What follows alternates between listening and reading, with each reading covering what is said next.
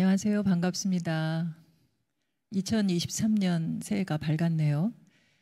올해도 지난 30여 년간 그랬듯이 기후 문제가 더 심각해질 거라고 하는 생각에 마음이 우울하기는 하지만 우리 모두가 노력한다면 창조 세계를 지켜낼 수 있으리라라고 하는 믿음으로 출발을 합니다.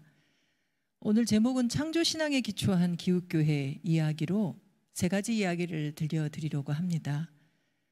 다들 들어보셨을지 모르겠는데요. 지구 생태 용량 초과의 날이라고 하는 것이 있습니다. 보이는 7월 29일이라고 하는 숫자, 4월 2일이라고 하는 두 숫자를 잘 생각해 보시면 좋을 것 같습니다. 전 세계가 하나님께서 주신 지구를 통해서 선물로 주신 먹고 입고 쓰고 그리고 아름답게 바라보면서 감탄하는 수많은 우리의 동료 피조물들이 있죠. 그 피조물로부터 얻는 것을 우리에게 허락된 양을 다 써버리는 때가 7월 28일입니다. 그리고 7월 29일부터는 내 것 아닌 것으로 삶을 살아갑니다. 어떤 이는 이것을 빌려 쓴다고 하죠. 후손의 것을 당겨 쓴다, 자연의 것을 당겨서 쓰고 나중에 갚는다, 이런 개념으로 설명하는데요. 실제로 보면 우리나라의 예를 들어도 우리는 7월 28일이 아니라 4월 2일에 남의 것을 쓰기 시작하거든요.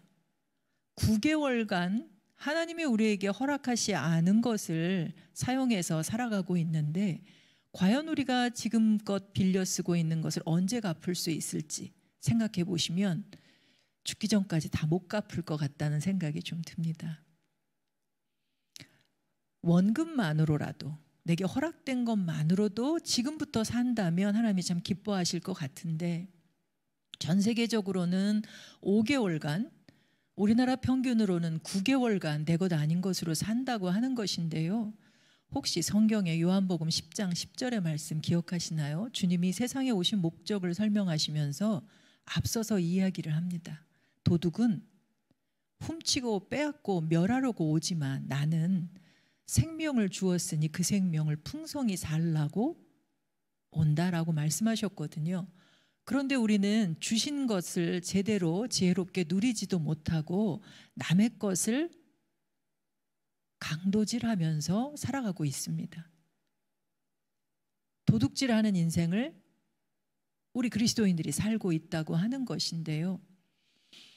삭개오가 주님을 만나고 그 감격스러움에 내가 훔친 것이 있으면 4배나 갚겠다고 한 그 이야기를 올해 조금이라도 우리 마음속에 깊이 묵상하면서 내 것 아닌 것, 그것은 자녀의 것이고요.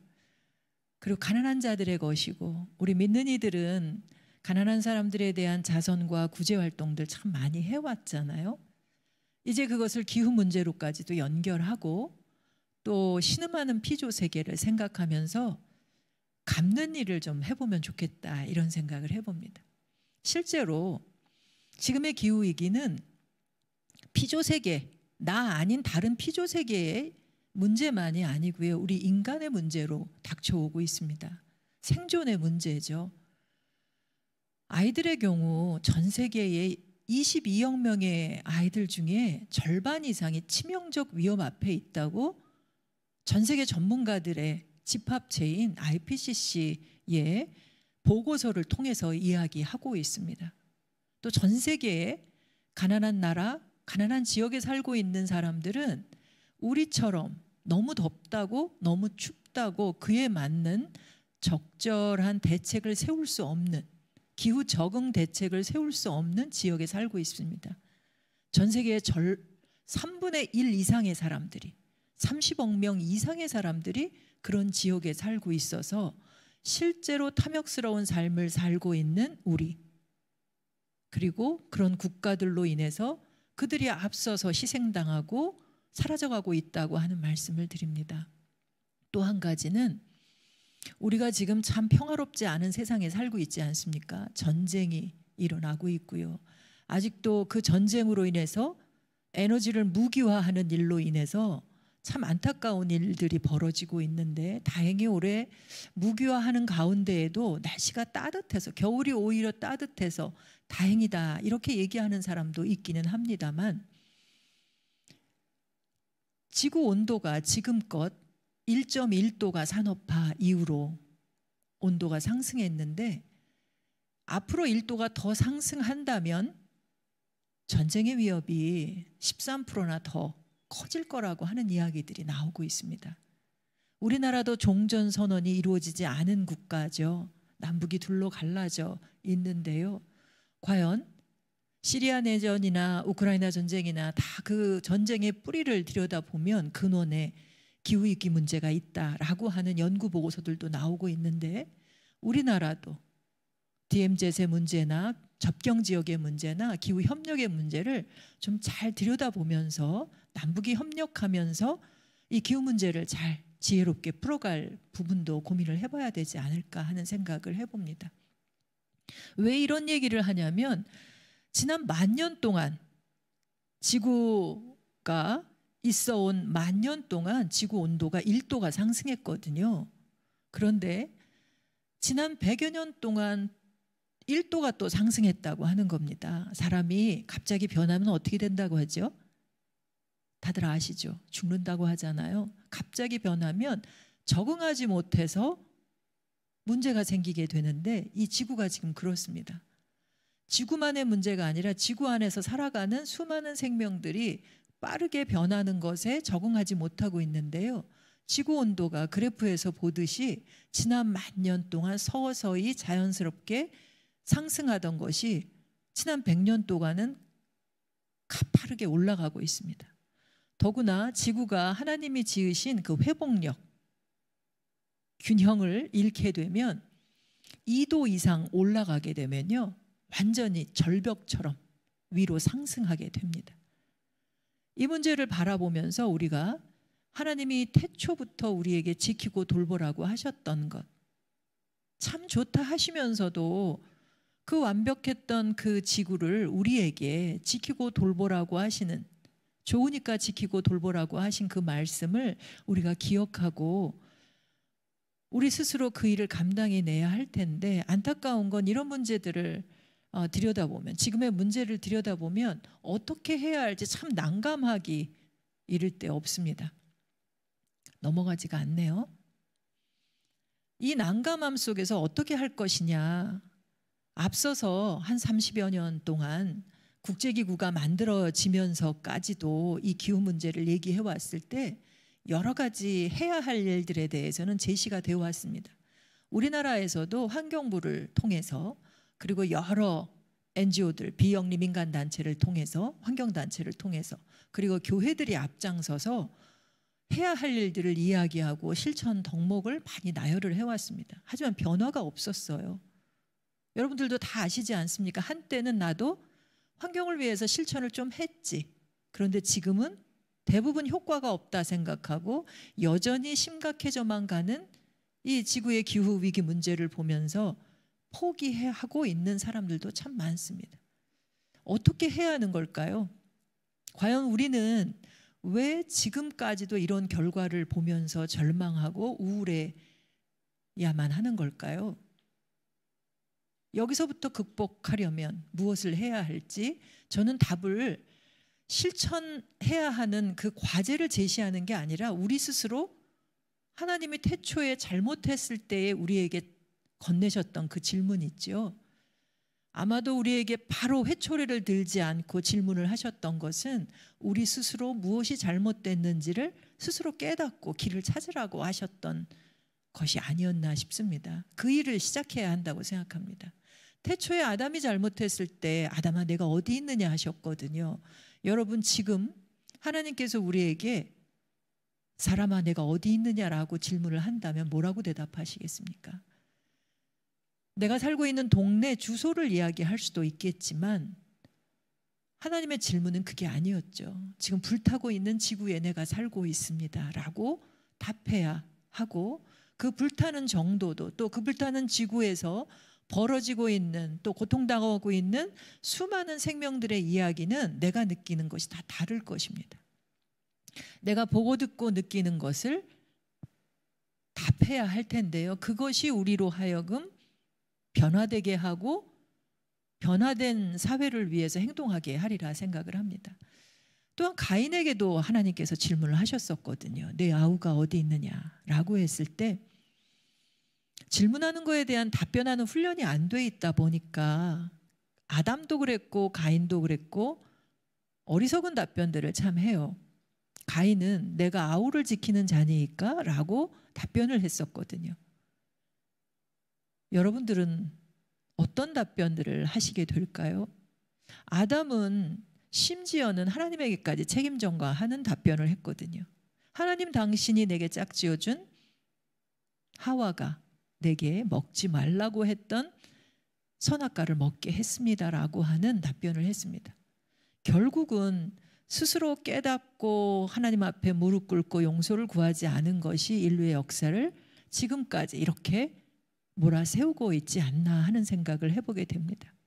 이제라도 늦었다 하는 이 순간 우리는 하나님이 사랑하시는 그 수많은 피조물들 앞에 당당히 서서 그들이 우리에게 울부짖고 또 우리를 기다리고 있으면서 이야기하는 것을 들을 수 있는 마음이 있어야 한다고 생각합니다. 하나님의 자녀들이 하나님의 자녀를 향해서 신음하는 피조 세계가 울부짖고 있거든요. 고통 중에.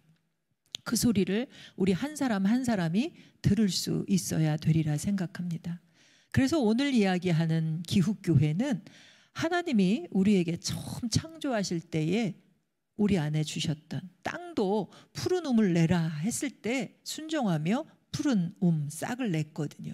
우리 안에도 그 창조의 은총이 가득 담겨 있습니다. 그 빛을 우리가 깨닫고 지금의 위기를 두렵지만 인정하고요.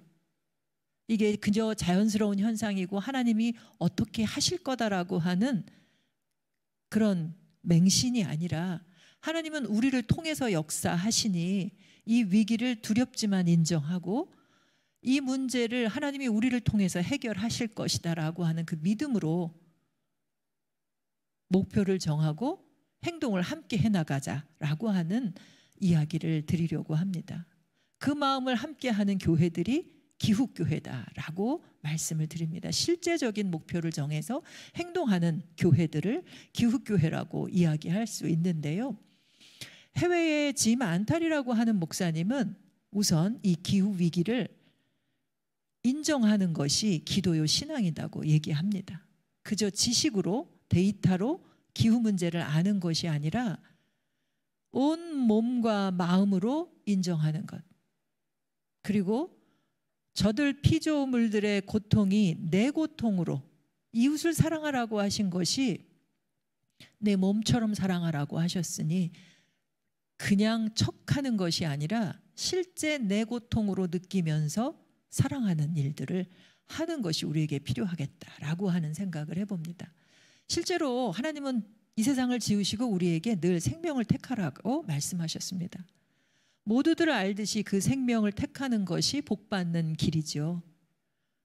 다 잘 알고 있습니다. 그래서 생명의 길을 택하겠노라 다짐하지만 늘 우리의 손과 발은, 머리는, 마음은 늘 죽음의 길을 택하고 실제 살아가고 있지 않나 생각합니다. 이제는 내가 살기 위해서도 그렇고 신명기 30장 19절에 보면요. 내가 잘 살기 위해서가 아니라 그저 내가 살기 위해서 또 내 자손이 살기 위해서는 생명을 택하라라고 하는 말씀을 하셨거든요. 분명하게 우리가 사랑하는 그 이들을 위해서 생명을 택하는 지혜를 얻을 수 있었으면 좋겠습니다. 그러기 위한 전제 조건이 있는데요. 지금껏 말씀을 귀히 여기며 묵상을 잘 해오셨을 텐데요. 이 말씀을 신음하는 피조세계의 한복판에서 다시 한번 읽는 일을 했으면 좋겠습니다. 하나님이 천지를 창조하시고 참 좋다 하셨던 순간이 인간만을 바라보고 하신 일이 아니었다고 하는 게 성경을 그 순간 다시 읽으면 새롭게 볼 수 있습니다. 지으신 모든 것을 보시니 심히 좋았더라 라고 하신 말씀이 눈에 띄게 될 거고요. 생육하고 번성하라라고 하신 말씀이 인간에게만 주신 복이 아니라 인간보다 더 앞서서 하늘 나는 새와 바다의 물고기와 수많은 생명들에게 생육하고 번성하는 복을 주셨다고 하는 것. 또한 예수님께서도 만물의 화해자 되신 분으로 오셨다고 하는 것. 이 모든 것을 새롭게 말씀을 통해서 깨달아갈 수 있는 시간들이 있어야 한다는 것이고요. 또한 아직 이 신음하는 피조 세계 안에서도 하나님이 처음 지으실 때 아름다웠던 그곳들이, 그 공간들이 아직 남아 있습니다. 그 공간을 찾아가서 창조의 기운을 계속 우리가 얻는 일들, 창조를 묵상하고 새롭게 우리 안에 숨을 회복하는, 나만의 숨이 아니라 모든 생명의 숨을 회복하는, 우리의 삶을 통해서 회복하는 일들을 진행해야 합니다. 사실 루터조차도 하나님께서는 전달하고 싶은 메시지를 자연에, 꽃들에게, 나무에게, 수많은 들판에, 너희들 집에도 묘사해 두었다라고 하는 이야기를 저희에게 들려주고 있거든요. 그 이야기들을 우리가 할 수 있는 감성들이, 영성들이 살아날 수 있었으면 합니다. 그리고 예수를 따르는 것이나 또는 우리 안에 하나님의 형상을 회복하는 것, 이 모든 것들이 다시 한번 회복될 수 있도록 하는 훈련들을 하는 것이 필요하다고 생각하는데요. 간단히 그림을 통해서 한번 다시 생각해 보면 창조주 하나님 우리가 제대로 믿고 있는지, 구속의 주 예수님 뿐만 아니라 창조의 주 하나님을 제대로 믿는다고 하는 것, 이것은 하나님이 지으신 이 창조 세계를 올바르게 이해하는 것을 통해서 믿음을 회복할 수 있다고 이야기하는데요. 대신학자인 토마스 아퀴나스는 창조를 잘못 이해하면 창조주 하나님을 그릇되게 이해할 수 있다고 얘기를 하고 있습니다. 만물의 영장이 인간이라고 하는 것, 그런 이해가 실제로 하나님이 모든 만물을 참 좋다 하셨던 것을 볼 수 없게 만드는 일, 이것이 그 대표적인 사례라고 할 수 있지 않을까 싶은데요. 하나님이 좋다 하신 것을 우리도 좋다 여길 수 있는 그런 믿는 이들이 됐으면 좋겠습니다. 때때로 성경에 정복하고 다스리라라고 하는 이야기를 이야기하면서 인간이 수많은 생명들을 수단으로, 도구로 여기는 것이 정당화되는 때가 있습니다. 하지만 성경 말씀 안에서도 참 좋다 하는 그 맥락 속에서 다스리는 권한이 우리에게 부여되어 있다는 것을 꼭 기억해 주시면 좋겠습니다.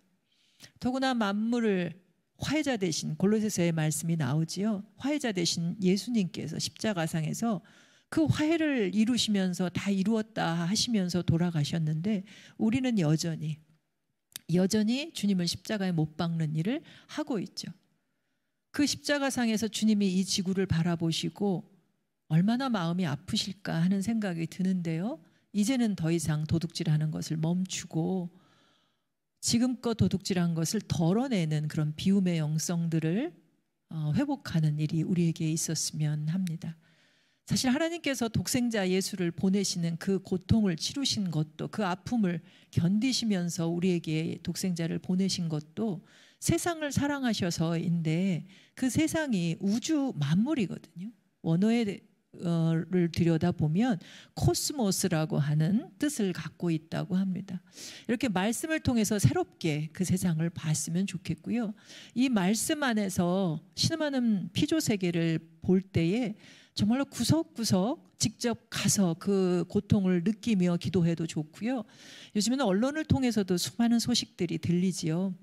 그 소식을 들을 때에 잠시라도 머물러서 그 고통을 위해, 그 고통을 겪고 있는 피조 세계를 위해서 기도하는 시간을 가지면 좋겠는데요.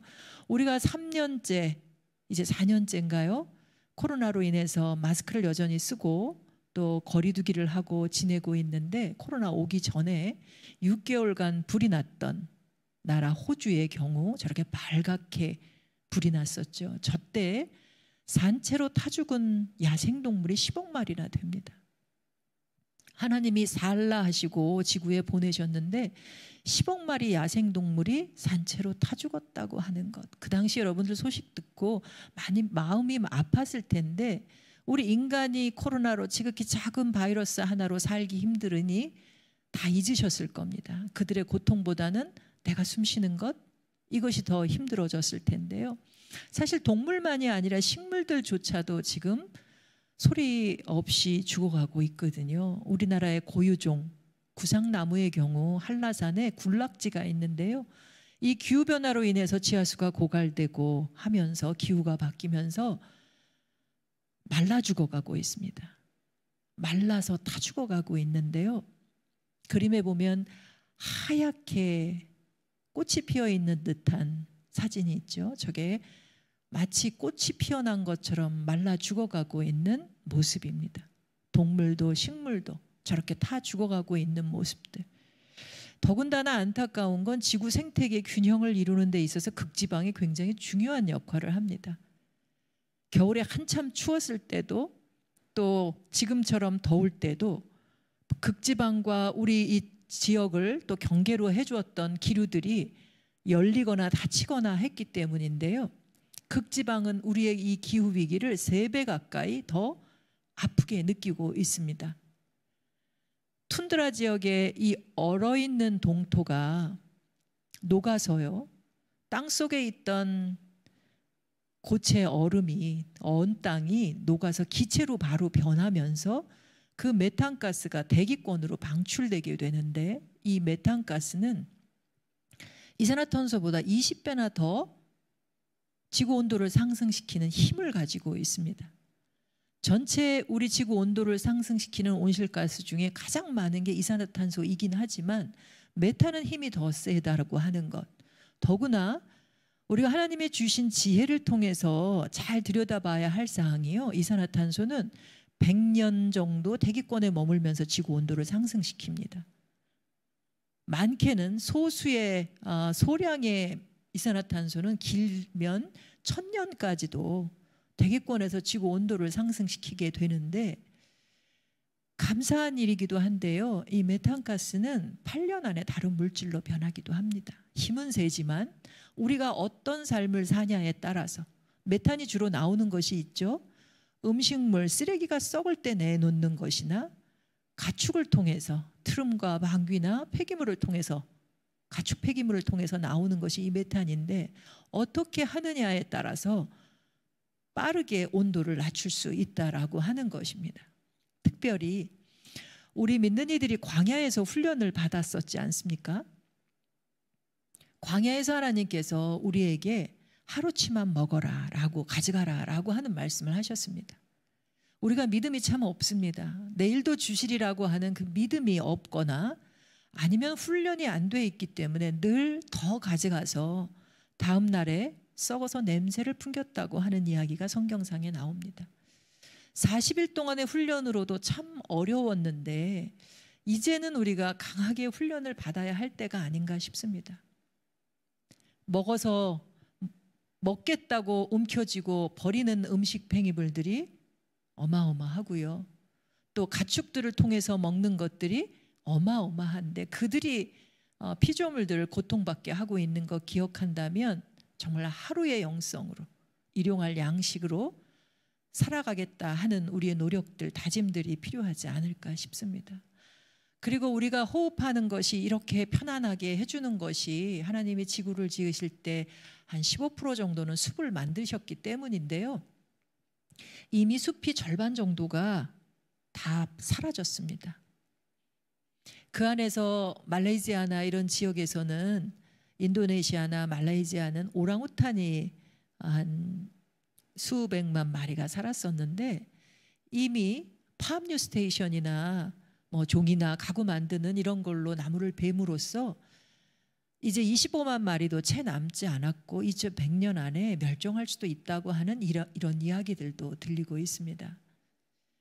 동물을 배필을 만들어야겠다 다짐하시고 동물을 만드셨던 하나님을 기억한다면 우리에게 짝으로 지어주신 이 생명 그리고 우리의 호흡을 편안하게 할 수 있는 이 숲을 위한 생각도 더 깊이 해볼 필요가 있다고 생각이 듭니다.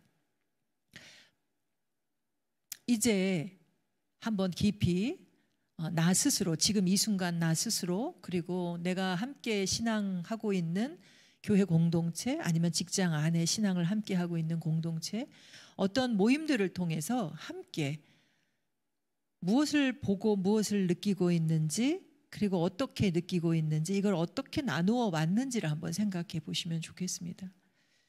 어떻게 보고 느끼고 있었고 나누어 왔는지에 따라 우리가 다른 삶을 살 수 있기 때문인데요. 지난해에 한국교회 총연합을 통해서 조사된 바에 의하면 1000명의 그리스도인 그리고 500명의 목회자들을 통해서 조사한 바에 의하면 95% 이상이 심각하다, 위기다라고 답변을 했습니다. 지금 당장 급박한 위기는 아니지만 위기로 치닫고 있다라고 답변한 사람까지도 하면 98% 이상이 심각하다고 답변을 하고 있거든요. 이게 무엇으로 심각하다고 답변하고 있는 걸까요? 정말로 심각하다고 한다면, 그렇다면, 그리고 신앙으로도 그렇게 고백한다면 달라야 되는 거 아닐까요? 믿는 이들의 삶도 그리고 교회도 달라야 하는 거 아닐까요? 그런데 여전히 우리는 절망스럽고 우려가 되고 우울하고 미안한 마음만 그저 갖고 있을 뿐, 그때 조사에서 그들이 갖고 있었던 마음이거든요. 우리 안에는 늘 그 부정적인 마음만 있습니다. 좀 더 편안해지고 희망차고 더 적극적으로 그 열정을 갖고 가겠다고 하는 그런 다짐의 나눔이 우리 안에 필요로 할 텐데, 믿음 아니면 이것을 이루어낼 수 없겠다라고 하는 생각이 듭니다. 이제 다시 우리 앞에 지금 놓여 있는 하나님이 우리에게 보여주시는 이 메시지들을 말씀으로, 그리고 이 신음하는 피조 세계를 통해서 우리에게 보내시는 그 신호를 제대로 볼 수 있었으면 좋겠습니다. 지극히 작은 바이러스 하나가 우리에게 멈추라 했거든요. 여러분들 다 멈추셨었잖아요. 멈추고 마스크를 썼습니다. 근데 조금 한번 더 생각해 보시죠. 무엇을 멈추셨었나요? 멈추라고 했는데 멈추지 못한 것은 왜 그랬나요? 무엇을 멈추셨나요? 우리가 일상에 깨어서, 그리고 우리 교회적으로도 영적으로 깨어서 분별하는 시간을 가져볼 필요가 있다고 생각이 듭니다. 주님은 이 코로나 바이러스를 통해서 무엇을 멈추게 했는지, 무엇을 멈추라 하시는지, 우리가 못 멈추겠으면 왜 못 멈추는 건지, 그리고 빨간 불이 켜졌다가도 다시 노란색 불이 켜지고 초록불이 켜지고 있습니다. 노란불이 켜질 때는 노란불이 켜지자마자 달려나가는 것이 아니라 지금 내가 올바른 방향으로 가고 있는지, 내 속도는, 우리가 10,000년 동안 1도 늘어간 게 지난 100년간 1도 올랐다고 했잖아요. 지금의 내 속도는 제대로 된 속도인지, 하나님을 기쁘시게 하는 속도인지를 살펴보는 일이 있었으면 좋겠고요. 그리고 이런 위기 상황 속에서도 하라고 하시는 게 있으세요. 미세하게 들려오는 다양한 통로를 통해서 우리에게 하라 하시는 것들, 이 초록불이 켜질 때에 이 초록불 속에서도 내가 멈춰 서 있는 이유는 무엇인지, 주변에 있는 사람들과 또 함께 하나님을 믿고 따르는 우리 모두가 한번 나눠보는 시간 가져보셨으면 좋겠습니다. 왜 돌아서지 않고, 왜 여전히 멈춰 있고, 또 왜 변화돼서 다른 결과를 만들어내지 못하고 있는지를 생각해 볼 수 있었으면 좋겠습니다. 다시 한번 바라기는 지금의 위기를 남의 얘기가 아니라, 언론에서 나오는 저편에서 이루어지는 얘기가 아니라 내 얘기로 이야기하는 우리 되었으면 좋겠습니다. 2050년이면 지구에서 거주하는 게 불가능하다고 이야기를 합니다. 거주하려면 2030년이면 지금 배출하고 있는 탄소 배출량을 절반으로 줄여야 한다고 얘기합니다. 실제 내가 배출하고 있는 에너지를 조사해서 줄이기 위해서 전략들을 한번 세워봤는데 참 어렵더라고요. 앞으로 7년도 채 남지 않았습니다. 30년을 맞으려면요. 우리 모두가 긴급하게 이 남은 기회의 시간 동안 50%를 줄이기 위한 빠른 고민과 또 합의와 실천을 할 수 있었으면 하는 바람을 가져봅니다. 그리고 무엇보다 더 이상은 책임 전가하지 말자. 우리가 용서를 구할 때 단 1%의 잘못도 잘못했다면 용서를 구하는 사람이 되자라고 말씀을 드리고 싶어요. 우리가 30년 동안 어떻게 책임 전가를 해왔냐면요. 1988년에 IPCC라고 하는 기후변화에 관한 정부 간 패널을 통해서 기후변화를 모니터링해 오기 시작했습니다. 지구 온도가 얼마나 상승하고 있는지 예사롭지 않다 하면서 상승한 만큼 어떤 피해가 나타나고 앞으로는 어떤 일이 벌어질 거고 이것을 막으려면 우리가 무엇을 해야 한다고 하는 것을 전 세계 여러 나라들이 함께 연구하고 함께 정책 보고서를 만들어 왔습니다. 1차 보고서를 만든 게 90년이거든요. 3차 보고서를 만들었을 때까지 이것은 인간의 책임이 절반도 안 돼. 자연스러운 현상이야 라고 얘기를 했습니다. 책임을 전가하는 거죠. 그런데 4차 보고서가 나온 게 2007년입니다. 2000년대 들어서면서부터는 66%를 인정했고요. 2007년에 돼서는 90% 4차 보고서 때 연구 결과가 나왔거든요. 2013년 5차 보고서 때는 95%가 인간의 책임이다 얘기했습니다. 이 IPCC의 이 정책 보고서는 종합 보고서는 제일 먼저 연구의 1테마로 나오는 것이 인간의 책임이 얼마냐, 그리고 피해는 어떻게 나타나고 있느냐, 이것을 막기 위해서는 어떤 감축 정책을 져야 되고 또 최전선에서 피해를 맞고 있는 사람들을 위한 사전 적응 정책을 어떻게 세워야 하느냐라고 하는 걸 세웁니다. 그런데 6차 보고서 때 재작년 8월이네요. 나온 결과가 99% 이상이 인간의 책임이다라고 하는 겁니다. 과학자들은 100%를 얘기하진 않습니다. 99에서 100%가 인간의 책임이라고 한다고 하는 것은 이건 더 이상 변명할 수가 없는 것인데도 불구하고 우리는 별다른 조치를 취하고 있지 않습니다. 과거에 교토의정서를 통해서 선진국들만 감축 목표를 세우고 감축 의무를 부여받고 행동할 때와 달리 2015년 이후로 파리 기후협약 이후로 190여 개 국가가, 우리나라도 포함됩니다, 자발적으로 감축하겠다고 하는 목표를 제시했거든요. 여기에 대해서 교회도 함께 그 목표를 이루기 위한 노력을 해야 합니다. 왜냐하면 국가가 내세운 목표는 국가가 혼자 할 수 없습니다. 이 목표는 우리 모두가 노력할 때에 국가가 이루어내고 전 세계로 보고할 수 있는, 공유할 수 있는 이야기이기 때문입니다. 이 일들을 위해서 우리가 신앙적으로 다시 한번 점검할 것, 내 몸처럼 이웃을 사랑하라 하신 말씀, 어떻게 사랑할 거냐라고 하는 것입니다. 사랑하고 계시죠? 사실은 이웃을 사랑해야만, 신음하는 피조 세계를 사랑해야만 제가 살 수 있습니다. 오늘도 여러분들 아침에 눈을 뜨고, 아니 잠들어 있을 때조차도 지구상에 살고 있는 수많은 생명이 없었다면 우리는 숨 쉴 수 없었습니다.